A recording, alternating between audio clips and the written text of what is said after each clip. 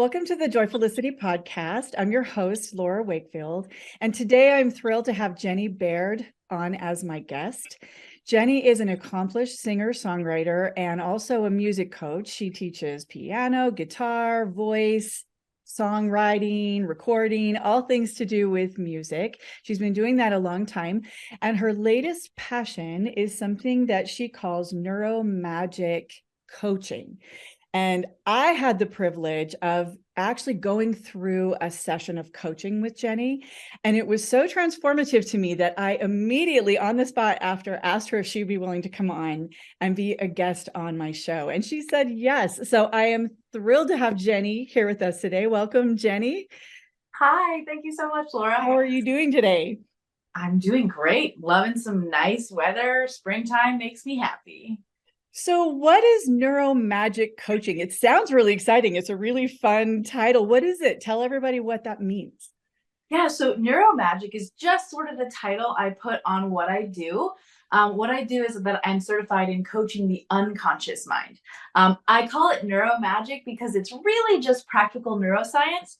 But as you experience, it feels like magic. How can you change so quickly and how can you feel so different in a holistic way? And so basically Neuro-Magic coaching is just coaching the unconscious mind and getting into our unconscious things that drive our thoughts and our feelings and changing those things rather than just working with our conscious thoughts, which can have a great effect. Traditional coaching is mostly coaching the conscious mind, the conscious thoughts. But getting where the unconscious mind is the magic. So Well, yeah, because I think when we think of coaching, we think this has got to be really hard. Like we've got to go through endless sessions, unpacking this and that. And it just seems like kind of a struggle because people struggle on their own to solve these problems. They assume that it's going to be a struggle in coaching as well. But I love on your website, one of the first questions under the coaching page is, what if this could be easy? And that, of course, appeals to me and probably most people. So tell me, how is that this technique makes it easy rather than kind of a trial or a struggle? Yeah, absolutely. So the technique that I use, so I'm trained by Melissa Tiers and Simone Sold. Melissa Tiers is a premier hypnotist in New York City. She's been in the field for 30 years. And so what they have found, scientifically researched over the last, 30 years, is how we actually get into the brain and change. Well, it really has to do with memory reconsolidation. So the way that we used to think memory worked is that your brain takes a snapshot and then you have that as a memory. Well, now we know that memories are actually malleable. So whenever you pull up a memory, it becomes active again. And anything that is in your environment can get added to that memory and then it gets refiled. And so your memories are changing all the time. Every time you bring up a memory, there's information added to it from your environment. Well, I would imagine not always accurate information too. Is that correct? Exactly. And so, there have been questions, even with lawsuits and things, is how much can we rely on human memory? Because memory, we now know, is malleable.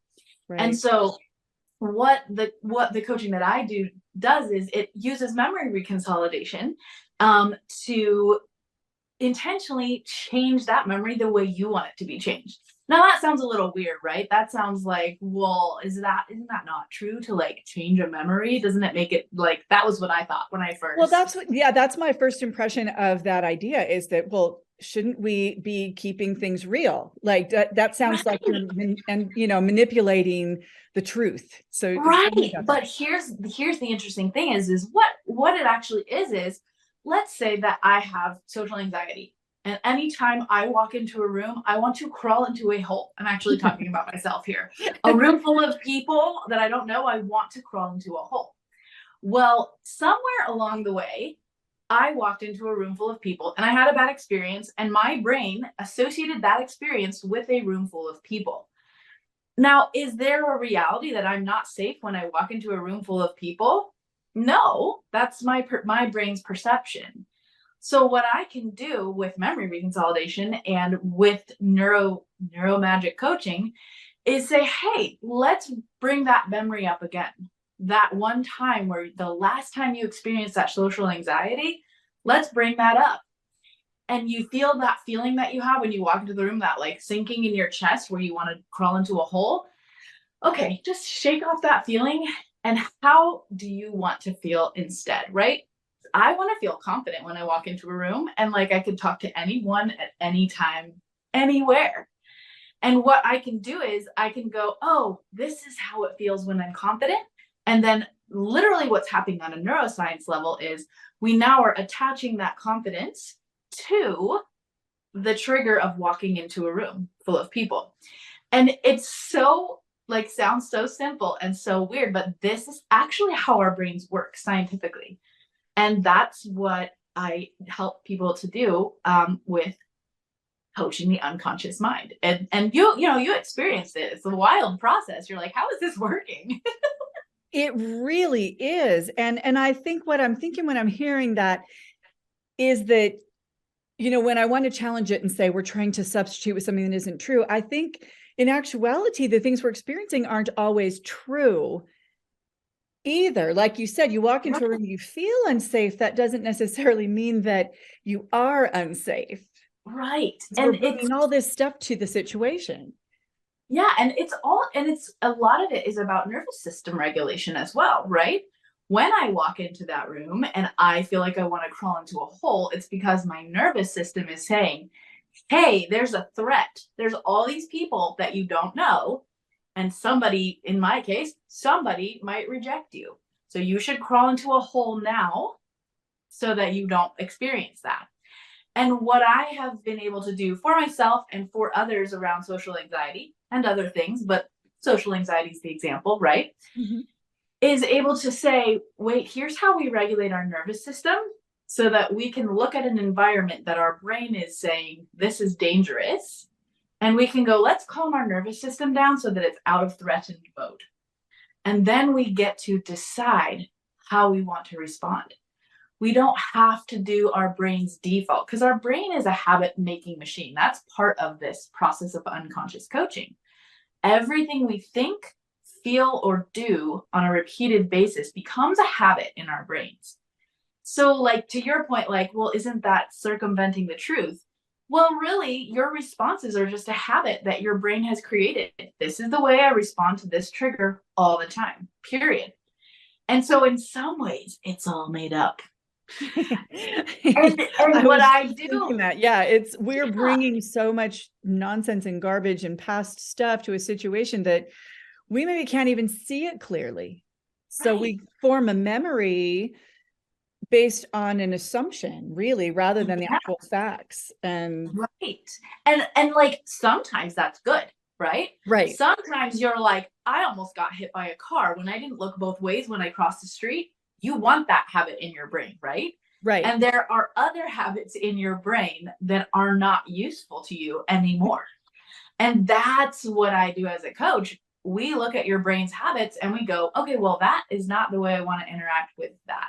When I see my kid doing something or my significant other doing something and I fly off into a rage, that's not really a habit that I like. It doesn't serve me. It's not useful.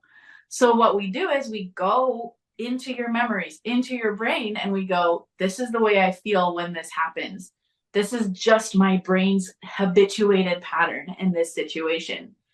And then we shake that off. That's not what we want to do anymore. And we decide how we want to respond instead. And we use nervous system regulation techniques, which I'll show you some later, but they're so simple. But what they do is they just dissociate just a little bit from this really strong, in your perception, negative emotion, in my perception, negative emotion. And then they create space for you to go, I think I can have a different choice here. I think I can have a different reaction. So like a do-over of a past experience, but with more maturity or understandings. Yeah. And so as you start to like really imagine and feel what it feels like to respond differently on a synaptic level, we're disconnecting your brain's response to a trigger and reconnecting it to another trigger, to another. Are there actual neurological changes that take place in the brain when you do this? Yes. That's Yes. amazing. So I'm not super sciencey, right? But Sure. I know the layperson terms, right? And so Yeah. like what's basically happening is when I talked about that memory reconsolidation, you're pulling up that memory, you're lighting up the neural network where that negative reaction is. And then you're shaking it off. You're doing a little bit of emotional dissociation from that particular trigger, and that stays lit up. And then you're lighting up what it would like the neural network that it would feel like of like, what does it feel like when I'm confident? Or what does it feel like when I respond peacefully instead of with rage? Man, it just feels easy and good. And like, I can totally imagine myself like responding that way. And I want to be that person. And as you're associating into these feelings of who you want to be, then you're just now picture that same situation, but you feel this way. And it's so wild to me that this is how it works, but this is how it works. Yes, and I found that to be true when I went through that session with you, that I would have thought maybe that recalling some of these things, and we're not necessarily talking about severe traumas, Correct. that may require more intense therapy, but some of Right. just the little habit patterns and the little things that we throw at ourselves. You're not good enough. People don't like Right. you, Yeah. those kinds of things, but they can be so destructive. Oh my gosh, yes. Just Yeah. incredibly destructive, because they'll hold you back from really reaching for your potential because you're making an assumption in advance that you can't do that. Right. And yes. And what's so interesting to me is, everything we've talked about so far has been very neuroscience, practical neuroscience. But what's so interesting to me is that each of our unconscious minds and our bodies have so much wisdom in them. We already know who we want to be. We already know how we want to feel. We already know how we want to react. And we just maybe don't know how to execute that.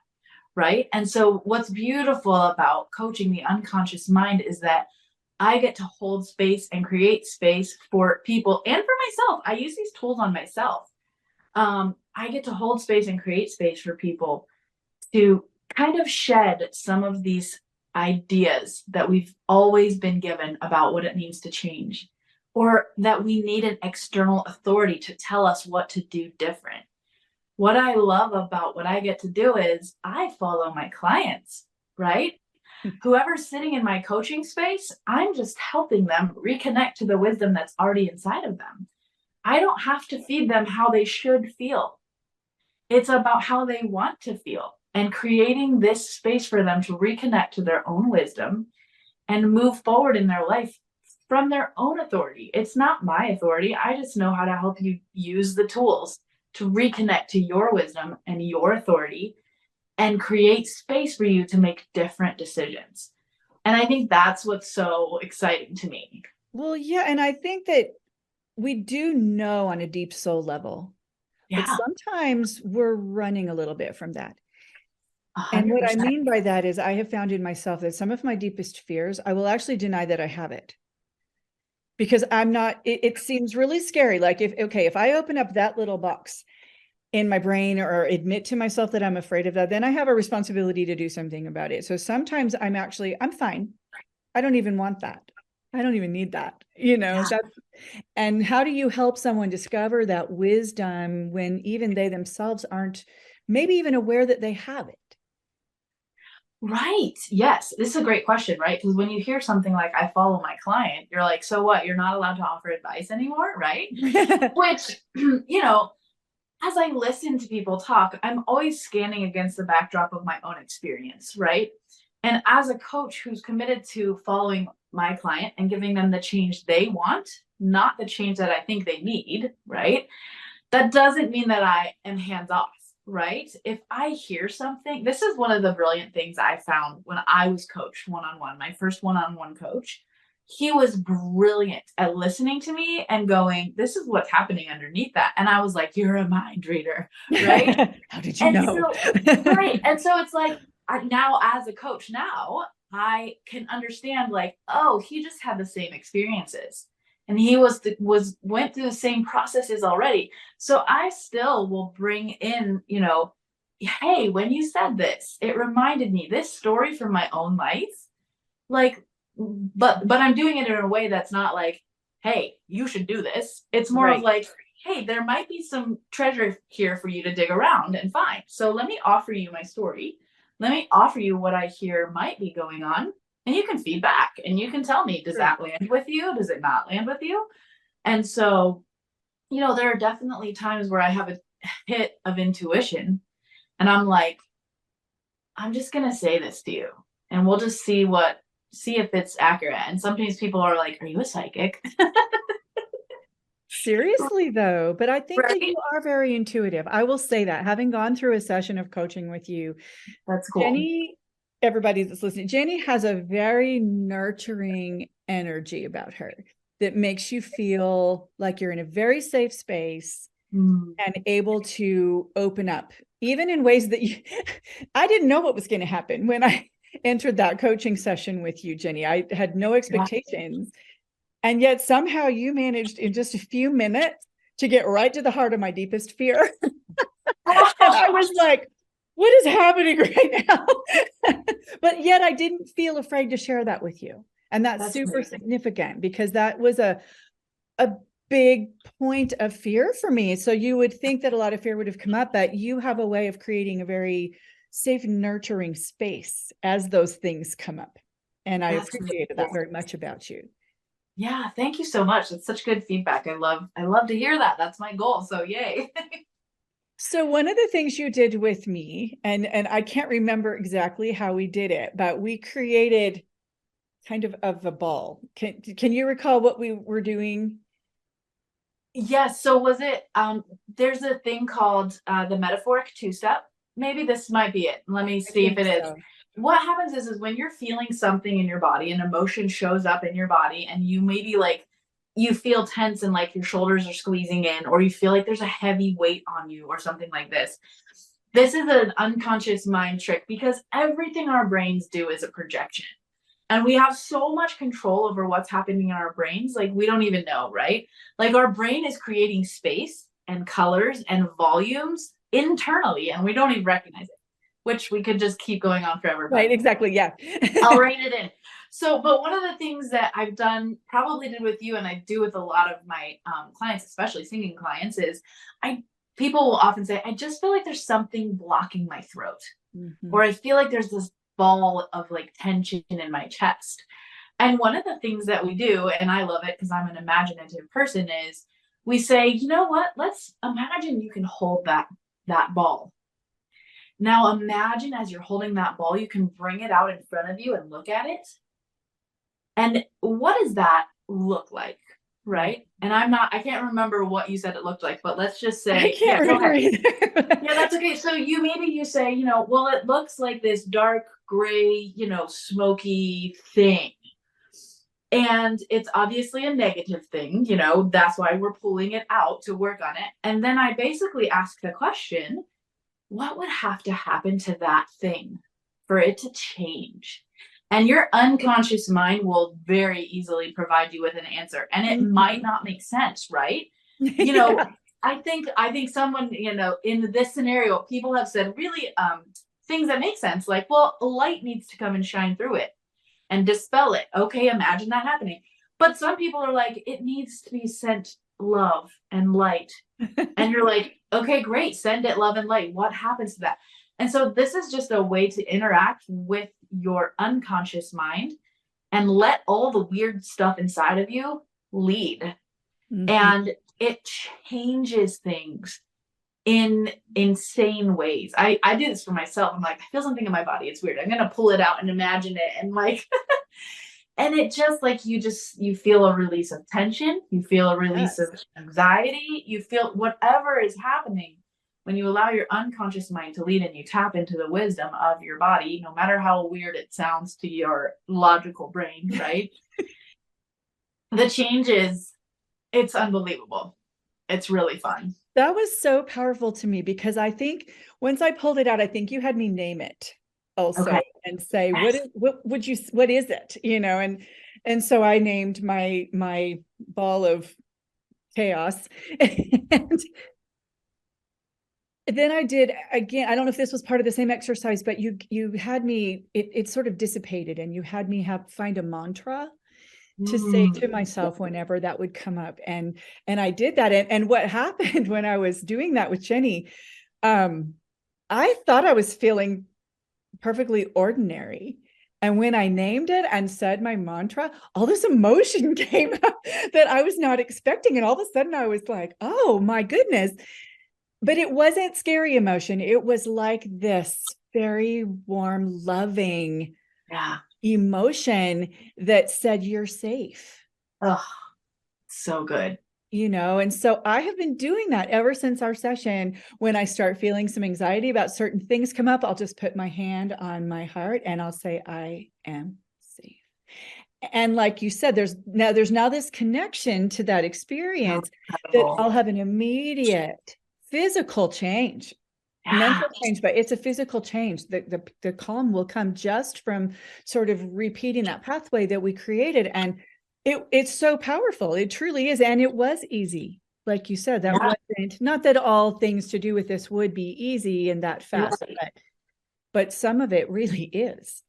Some of it is, right? There is that quantum, they call it, my coaches always call it quantum leap, miraculous change. And that does happen. And there are things that do take time. We still use these tools on the things that take time, but what's cool to me is, even in myself, noticing the things that take time, choosing the new path is so much easier. Like choosing the new incremental step is so much easier. Before it was like, okay, I have to think about the thought that I'm thinking and I have to decide to change it. But the change doesn't feel real. I just feel like I'm saying something that's not true, right? Like when you try to change your thoughts, it can feel like you're slogging through mud to do that because it's not hitting that unconscious level. It's not fully integrated, right? So my certification is in integrative life coaching, right?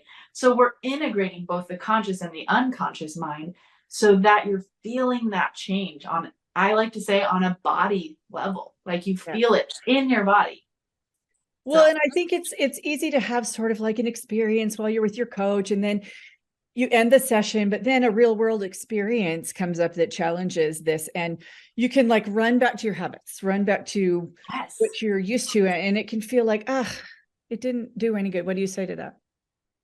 Yeah, so here's the thing. This is the way we talk about these issues that we deal with. Social anxiety, fear of public speaking, whatever it is, like the way you respond to a significant other, the habit that you have with drinking that drink over and over again that you wish you could break.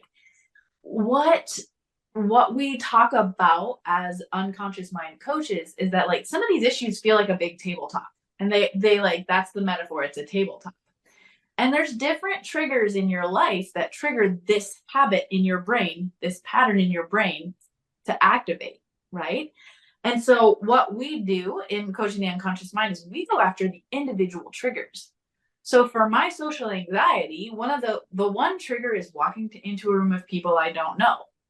So when we change the neural pathway of that trigger, that particular trigger has been changed. And that change of that neural network does affect the rest. It weakens the effect of the rest. But if I don't specifically deal with every trigger, the tabletop doesn't collapse, right? And so even in my own life, I've noticed as I've gotten coached, I'm like, I got coached on that trigger, but this is a new trigger that I didn't expect. And now I still feel the same way, right? I have this fear again. But what's cool is it's the same process for every trigger. And so as once you've received coaching, you will have new tools to start to, okay, let's regulate my nervous system. How do I want to feel instead? And if I were to feel that, so you will have other triggers. Like we said, sometimes things just happen immediately, and sometimes there's a lot more triggers and you have to work with each one.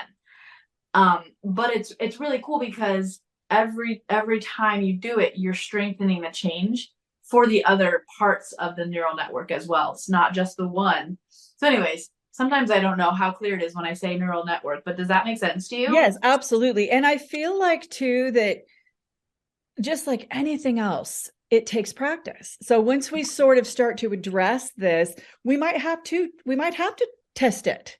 Yes. And it might take a few times before we feel super proficient at it. Yes. But I think that the more you do that, the less fear you're going to have about jumping into maybe the next thing. Absolutely. Absolutely.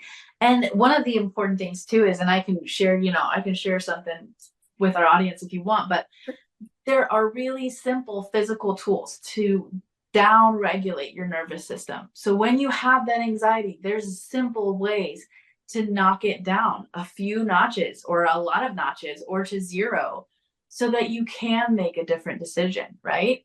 And even that with different things in your life, that'll be different. For me, relational conflict is so difficult. And I'm still learning how to fully downregulate my nervous system and choose a different way of operating. There's a level to which I'm like, yeah, I'm not freaking out nearly as much as I used to. And I'm still a little bit like, right? But I think that idea of how to stay calm. Yeah.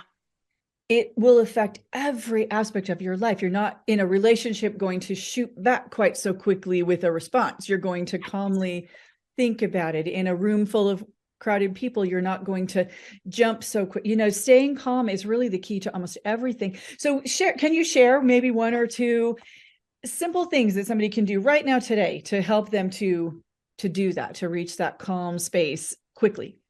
Yes, I will definitely share at least two things. They're very quick. So the first one, especially since we're on audio, not necessarily, do you do video? I don't know if you do. Yeah, it's on video too. Okay, great. So we'll do the video stuff too. So, but if you're just listening, here's a really good, really great thing you can do. You can take a deep breath in, and then you can breathe out for twice as long.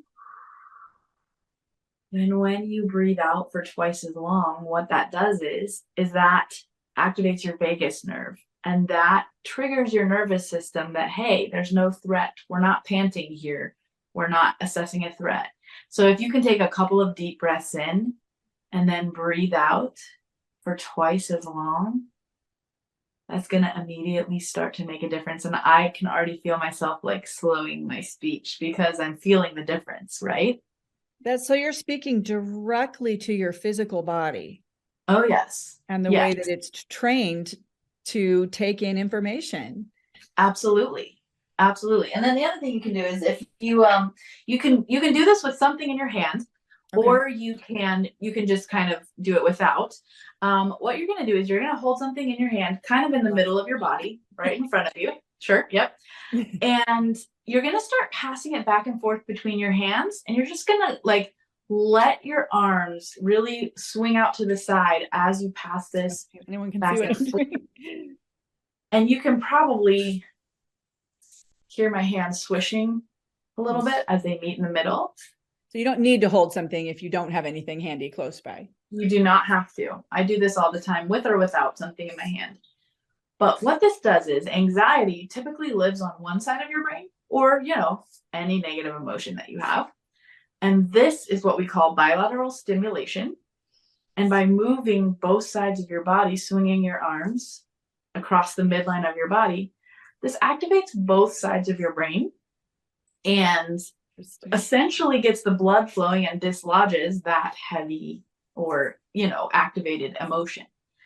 And again, my brain, after 10 seconds of doing this, I'm like starting to lose my words because my nervous system is down regulating so much. It's redirecting your energy, your physical and mental energy towards something else. Yes. And this is what I was talking about earlier. This is what gives you the emotional distance to make a different decision, right? Because you have a little more calm and a little more clarity. You're no longer spinning thoughts with that anxiety or with that rage or whatever emotion it is.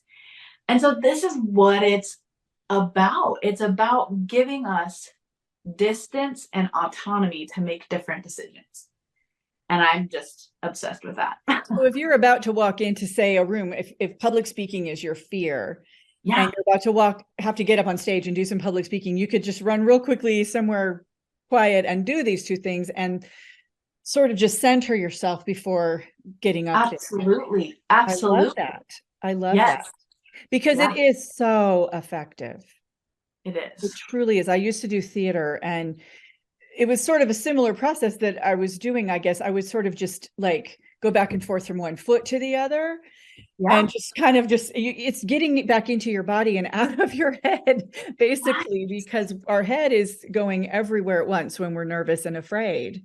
Absolutely. So it's hard Yeah. to remember there's not an actual threat here. It's okay. Yes. And what's so interesting, I feel like something popped into my head as you said that when we are spinning in anxious thoughts, doomsday scenarios, what if I mess up? What Right. that's actually neurologically, that is actually a hypnotic state. Because we are thinking the same thought over and over, and we are creating this emotional state. And what I do and what we do with coaching the unconscious mind is we just do a different hypnotic state intentionally, right? Like if I was confident, I would feel this way. Oh my gosh, that would be amazing. Can you imagine if you felt this way instead? It's exactly the same process that we're already doing. We're just choosing differently than the habituated pattern that we've always had. I love, love, love that, Yeah. because we all have something, Mm-hmm. and it's different for everybody. It can be things like fear of public speaking and social anxiety, but it can also be, maybe we've experienced loss and we become afraid of, Yeah. or somebody rejected us at some point in time. So we become convinced that we'll always be rejected and that we're not good enough. And there's Right. so many different ways that our brains can get in there and start directing our lives for us, but not from a place of truth, from a place of fear. Yeah. And And so, yeah, if I could just share a quick story, I think absolutely. one of the things I got coached on during the course of my certification, because I'm newly certified, this is the last like 3 months that I was getting certified. I got coached a ton because we all practiced on each other all Sure. the time. And one of the things I got coached on was interacting with dating apps because I like Which is something I'm hated doing currently it. in my life. Right. I like hated it. And I was like, I really want to meet someone though. So I want to feel differently about interacting with these dating apps. Right. And so as I started getting coached on it, when was the last time I did this? Well, this is how I felt about it. I felt like, oh, it's so much work trying to like talk about who I am in a profile in a succinct way. And it's just, I feel dread, It's right? so cringe. I know. Right. So as I like got coached on that, I started to feel like I can totally do this. Who cares? I'll just say whatever. It doesn't even matter. The right person's going to find me at the right time. So I felt good about creating a profile. The next thing I felt, the next table leg trigger that came up was like, when I message people, it's like hard to like weed through the people, or when I look at the Yeah. people, it's hard to weed through and pick, and I feel like it's such a big deal. And I got coached on that, and like we did this whole process of like, how do I want to feel instead? Well, I'm just going to be able to trust my instincts, and whoever I hit like on is going to be, it's trusting my instincts, right? And then I was like, when I message people, it just feels like so much pressure and so much blah, and it's so hard to express myself in writing. And it was so funny because one of the coaches, she did something brilliant because she asked me, how do you want to feel instead? And I was like, I just want to feel like it's not a big deal. Like everything is adventurous and great and blah, blah, blah. And she goes, when was the last time you went on an adventure? And I was just picturing getting ready to go on this road trip to Montana and Wyoming. I'm in Ohio, so it's far out west for me, those places. And I just was realizing, she's like, how do you feel when you're getting ready to go on a road trip? And I was just like, I just feel like it's where I belong. And it's like so good. And it just struck me when I said that. I was like, I'm assuming that I don't belong when I'm on a dating app. And in the message, when I'm messaging people, I'm fighting for my belonging. And I was like, I literally started crying about using a dating app. Oh And this no, is I absolutely hear you on this one. These are right. real feelings that so many of us that are single feel about this whole dating process. Yes, and it was amazing because suddenly, you know how in coaching we talk about, oh, you got to find your limiting beliefs. Well, this work, as I have engaged this work of coaching the unconscious mind and being coached in my unconscious mind, I don't even have to look for limiting beliefs because all of a sudden they're just there. When I'm in this state of who I want to be, which is getting ready to go on a road trip, on an adventure where I belong, suddenly I have this realization, oh my gosh, I'm believing that I don't belong. I don't know if I could have gotten to that thought in 10 coaching sessions about online dating if Yeah. I like, you know what I mean? And Absolutely. I so, do. Yeah. yeah. And so it was just incredible to me that, like, as I'm interacting with the parts of me that are not seen by the reasonable, logical brain, I'm suddenly getting so much deeper truths than I would if I had gone digging and digging and digging through my conscious thoughts. And so, and it was really cool because, like, the next couple days I was like, maybe I'll make a profile. And my brain was like, we're supposed to have dread right now. But I was like, but I can't find the dread because I like changed the neural pathway. And it's like that, my brain was going, isn't this our correct response? And the rest of me was like, well, no, that's not how we feel now. And it wasn't me consciously going, I don't feel dread anymore. It was just the reality now. And so that's a rather innocuous example, right? And like we said, some things take more time. But just to see the sense of like control that I have to be able to regulate and to be able to change my emotional state more quickly and suffer less. I get to suffer less. Oh my gosh, makes me want to cuss. It's so good. Well, and what I love about that, Jenny, is that I think sometimes people aren't sure if they should reach out to a coach because they're thinking, well, I don't have any like real problems. I just have these sort of dumb problems, like I'm scared to set up my dating profile. But you know, the truth is that's not a dumb problem. That's not a small problem because you want a relationship. And so finding that is actually really important to you. And so I love that you gave that example because it just shows what a difference that tackling something that you may not have even maybe recognized as a serious enough problem to call a coach. Yeah. But if it's impacting you and your confidence and the way that you're behaving and putting yourself out there in the world in these areas, it's absolutely coachable. Yeah. And these are the perfect kinds of things for coaching, actually, because they can make a very concrete, tangible difference in your life today, Absolutely. right now, this minute. And dating it's a big one. It's a really big one. Most of us feel a little bit, I always like to say that I feel kind of deer in the headlights in the Yeah. dating community. You know, I was married for most of my life and kind of get tossed back into the dating world in my 50s. And you're like, what is happening? Like it's changed. And I feel a little bit like a fish out of water sometimes. So, Yes. but that really is an important thing. Mm-hmm. You know, even Yes. the more smaller details of our lives can make a big difference. This Yeah. time we have because I wanted to ask you. Oh, we're good. Well, first, before I ask you the last question, and Yeah. I'd like to have you on again if you wouldn't mind in the future to talk about your music because I listened Sure. to one of Jenny's songs, Austin, on her website, and I'll tell you what, I had all the feels listening to your song. It's fantastic. So I'm going to link to all of Jenny's places in the bio for this episode, but go listen to her music too, and hopefully she'll come back on another time to talk to me more about that. I love it. But before I ask you the final question, tell everybody where they can find you. How do we find Jenny Baird? Absolutely. So I have a website. It's just jennybaird.com, JennyBaird.com. And on social media, I mostly use Instagram and Facebook. I am Jenny Baird Music. That's, still have that handle from my musician only days. So yeah, I would love to connect on social media, on my website. So that's where you can find me. I'm always there. Awesome. And like I said, I will put the links to all of her places in the description. Sounds great. So as you know, Jenny, this podcast is primarily focused around living a joy-filled life. And of course, all this goes along really well with that. But that's my final question for you is how does Neuro-Magic coaching and just that way of thinking in general help somebody who's trying to live their life with a little bit more joy? Absolutely.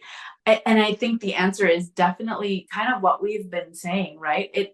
This work and these tools that are essentially able to be used yourself, you using these tools gives you that ability to recognize, man, I don't like the way I'm feeling right now. I don't like the way I'm interacting, and change is possible. And this is how I can regulate my nervous system and choose differently, right? And so there's obviously spectrums and levels, right? There's some things you don't want to just change immediately. Grief is not something that you want to just bypass, right?